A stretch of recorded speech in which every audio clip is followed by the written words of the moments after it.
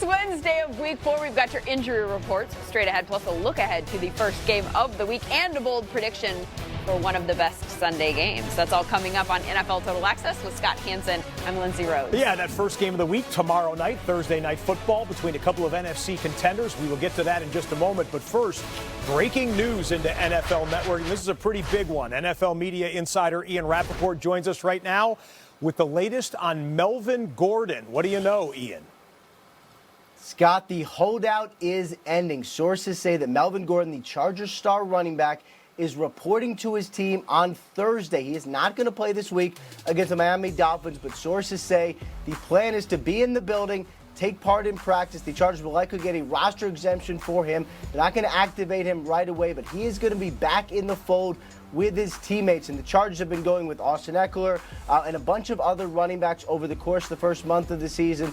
But their big guy, their bell cow, is going to be back, and they play the Broncos in Week 5. There is a possibility he plays in that game. We know that he is not going to get the contract extension that he wanted. The Chargers were clear on that before the season.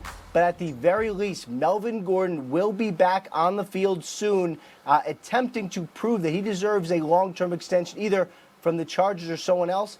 The main thing, Scott, is that one of the biggest holdouts is now over for the Chargers. Well, absolutely. For a team that is 1-2 going into week number 4.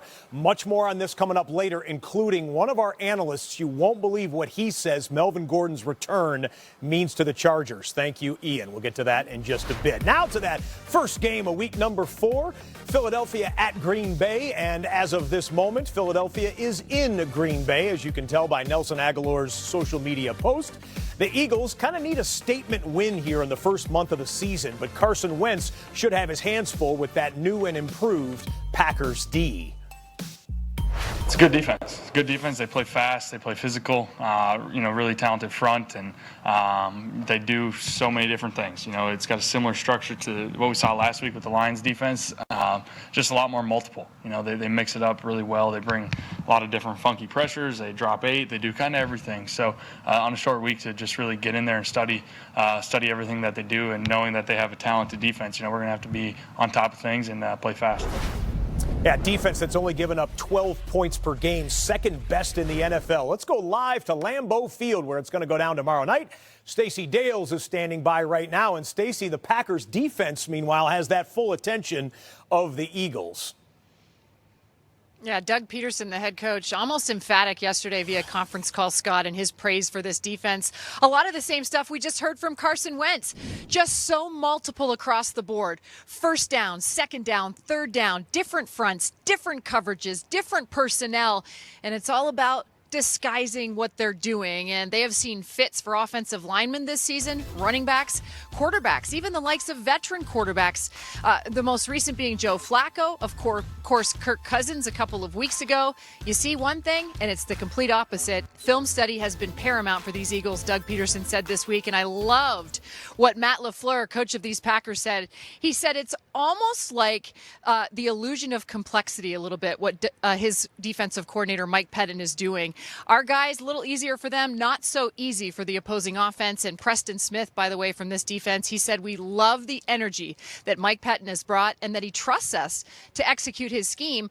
And we are going to keep our eye on the other Smith as I throw it back to you guys, Scott. Zadarius Smith, he's got a bit of a knee issue this week. He's questionable heading into tomorrow. Ooh, Zadarius Smith, massive for that defense so far. Definitely want to have him. Would also like to see more from their offensive playmakers, I bet. Aaron Rodgers saying earlier in the week they've got to wake up and start making plays. Tied for 23rd in the league in scoring so far, 27th in passing yards per game, and 24th in rushing. We've hardly seen Devontae Adams yet. Just 15 catches and no touchdowns. And as I welcome in Steve Wyche and James Jones to this conversation, I should tell you James Jones does not like what I just said about Devontae. No, not at all. But the main thing that jumps out of that board to me right there is 30th on third down. So all the stats that you read, how bad they are, they're not going to get better if you don't convert on third down, because that's the only way you extend drives. to convert on third down, get the ball to 1-7, number 17, Devontae Adams.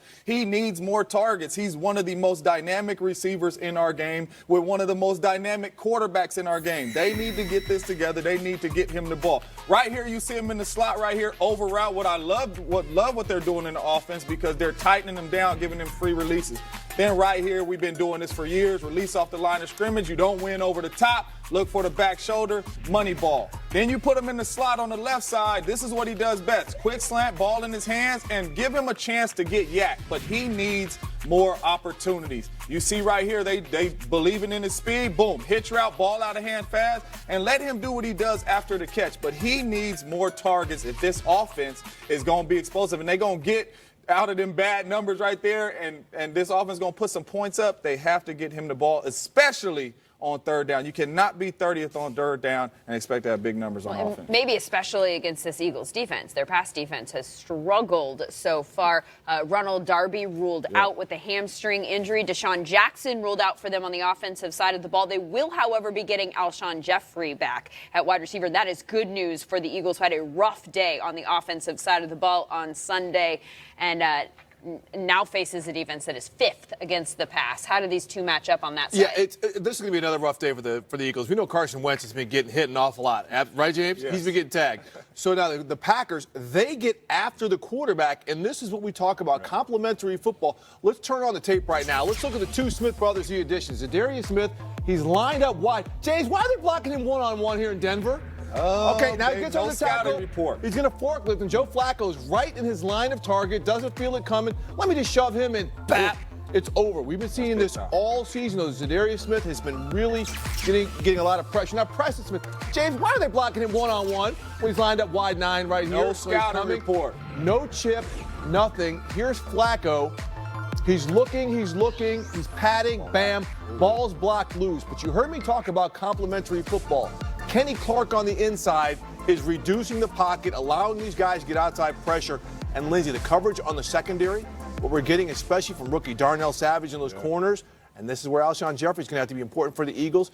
They're making the quarterbacks pat the ball a little bit longer, allowing that pressure to get there. That's going to continue because Mike Pettin, as Stacey was talking about, he is dialing up a lot of different looks. Oh, yeah. Packers-Eagles, the first game of Week 4. Patriots-Bills, possibly the best game of Week 4. It's the only one that features two 3-0 teams. It also features the team with the best hope to topple New England in the AFC East in years, with a defense that Bill Belichick referred to today as one of the best in the league, and a quarterback that he seems to like quite a bit as well. Yeah, definitely. He's like a running back. He breaks tackles.